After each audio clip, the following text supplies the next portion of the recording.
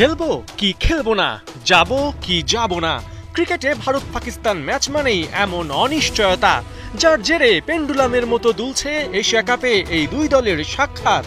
অনেকটাই নিশ্চিত আর্থিক লোকসান এড়াতে পাকিস্তানের মুখোমুখি হবে ভারত, কিন্তু তাদের ঘরে যে আগুন লেগেছে তা নেভানোর কোনো কুলকিনারাই করতে পারছে না বিসিসিআই।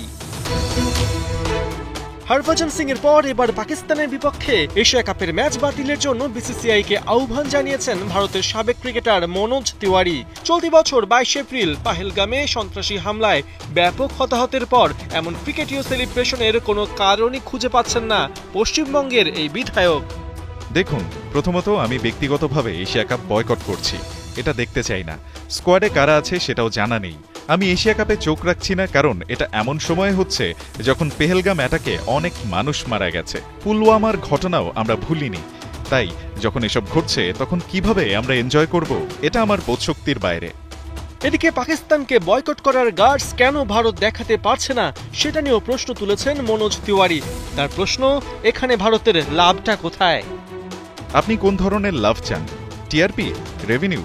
যদি আইসিসির জন্য আপনি পাকিস্তানের সাথে খেলা থেকে বিরত থাকতে না পারেন, তাহলে নিজেই এই খেলা বর্জন করুন।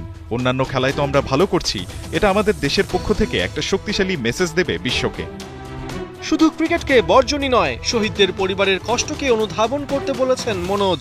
তার প্রশ্ন, বর্ডারে সেনাদের জীবনের প্রতি কি সম্মান দেখাবে না ভারতীয় ক্রিকেট? আপনি একটু ভাবুন, শহীদদের পরিবারের ওপর দিয়ে এখন কি যাচ্ছে, তাদের মানসিক অবস্থা এখন কোন পর্যায়ে আছে। যখন একজন সেনা দেশের জন্য নিজের জীবন দেয়, তখন সে স্পোর্টসম্যানশিপ দেখাতে আত্মত্যাগ করে না। আমরা এমন এক দেশের সাথে খেলবো যেখান থেকে প্রতিনিয়ত দুর্বৃত্তরা আসছে, এমনটা হওয়া উচিত নয়। মনোজ তিওয়ারির এমন স্টেটমেন্টের পর প্রশ্ন উঠেছে, বিসিসিআই কি চাপ মুক্ত থেকে এশিয়া কাপে প্রস্তুতি নিতে পারবে, নাকি এশিয়া কাপে ঘটবে এমন কোনো নাটকীয় ঘটনা যাতে নড়ে চড়ে বসবে ক্রিকেট বিশ্ব? পার্থ বণিক, ৭১।